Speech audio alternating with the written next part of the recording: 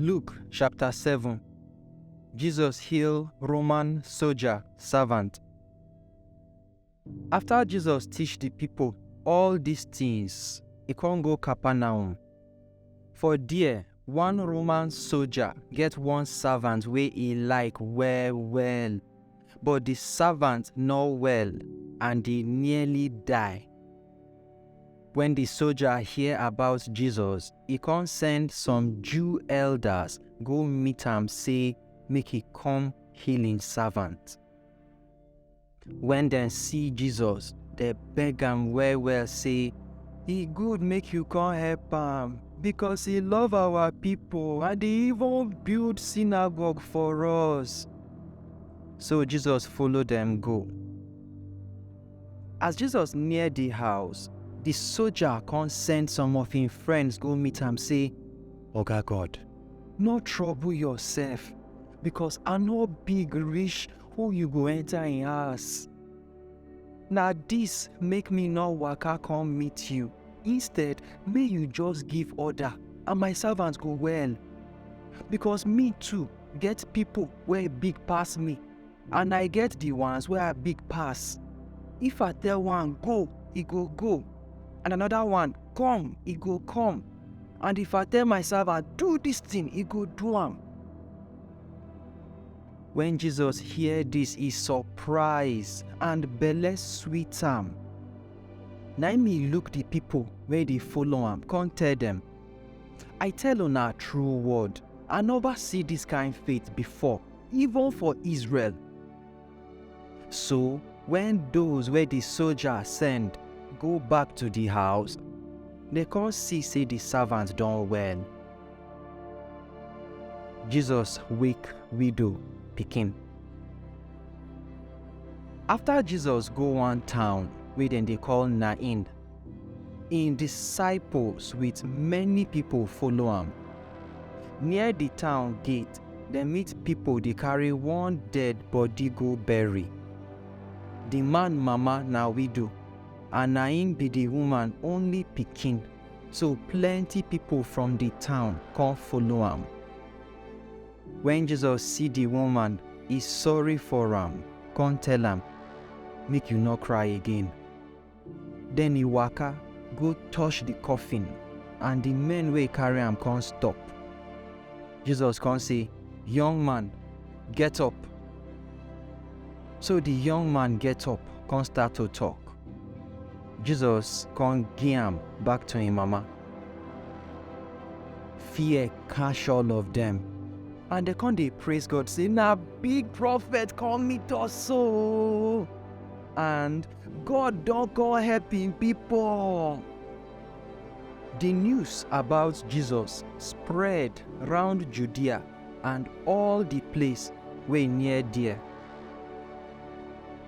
Jesus and John the Baptist. John disciples come tell John about all the things wey dey happen. So he call two of him disciples, come send them go ask Jesus say, "Na you be the person wey we dey expect, abi may we wait for another person?"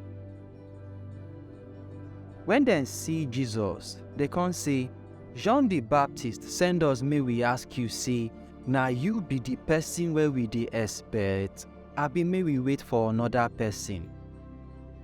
For that same time, Jesus heal many people wey get different sickness, people wey get evil spirit, and people wey no fit see, come dey see. So Jesus answer them, "Make una go tell John wetin una don see and hear.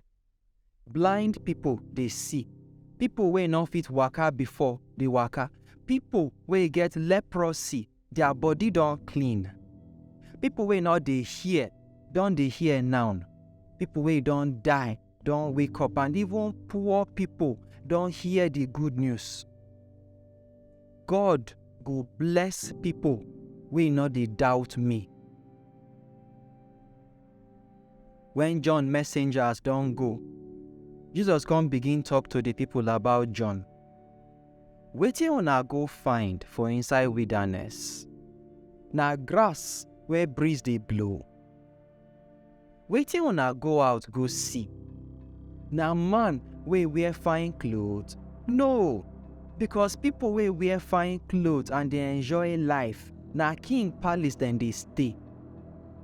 Wetin una go out go see? Na prophet? Yes, I tell una, e even big pass prophet. Dis na wetin dey write about am.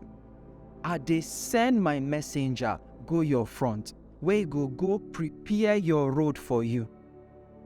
I tell una true word, among all the people wey woman born, nobody big reach John the Baptist.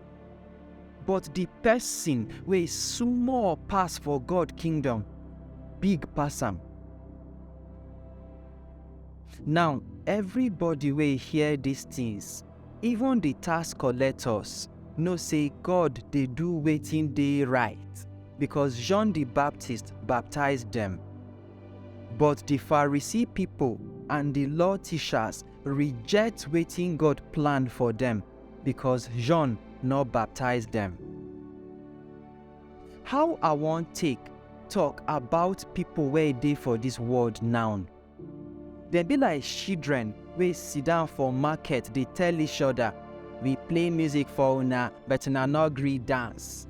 We sing berry song for una but una no gree cry.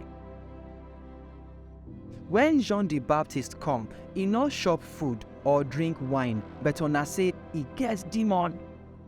But God Pikin come, dey chop and drink, and una say, see am, loud throat, drunkard, na tax collectors and sinners be im friend. But those wey get wisdom know say everything about am na truth. Jesus anointing. One Pharisee come invite Jesus, come shop for im house. So Jesus enter the Pharisee house, come sit down.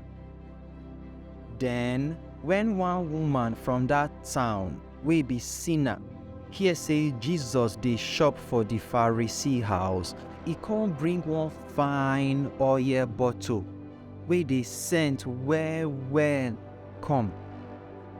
E lie down for Jesus front, dey cry, and e come dey wet Jesus leg with the tears from im eye. E clean Jesus leg with im hair, come kiss them. Then he pour the oil put. When the Pharisee wey invite Jesus see wetin dey happen, he come talk for im mind say, if this man na prophet true true, e for know say this woman wey dey touch am so, na sinner e be. Jesus come tell the Pharisee, Simon, e get wetin I wan tell you. Simon come say, teacher, I dey listen. E get one man wey get two servants wey dey owe am money. One dey owe am 5,000 and the other one 500. When two of them no fit pay the money back, e come say make dem forget about the money. After that, which of them go like the man pass? Simon answer, na the one wey im money big pass. Jesus come tell am, wetin you talk correct. Then Jesus look the woman, come ask Simon, you dey see this woman? I enter your house, you no give me water wash leg, but the woman don wash my leg with im tears, come take im hair clean am. When I enter your house, you no kiss or greet me as our tradition be. But since I enter, this woman never stop to kiss my leg. You no pour oil for my head, but this woman don anoint my leg with oil wey dey scent well well. Make I tell you, I don forgive this woman in many sins, so in love don big well well. But the person wey dey forgive small sin, in love go small. Then Jesus tell the woman, I forgive you all your sins. But the people wey sit down dey shop with Jesus come dey tell each other, who be this man wey dey forgive sin? Who be this man wey dey forgive sin? So Jesus tell the woman, your faith don save you. Make peace follow you go.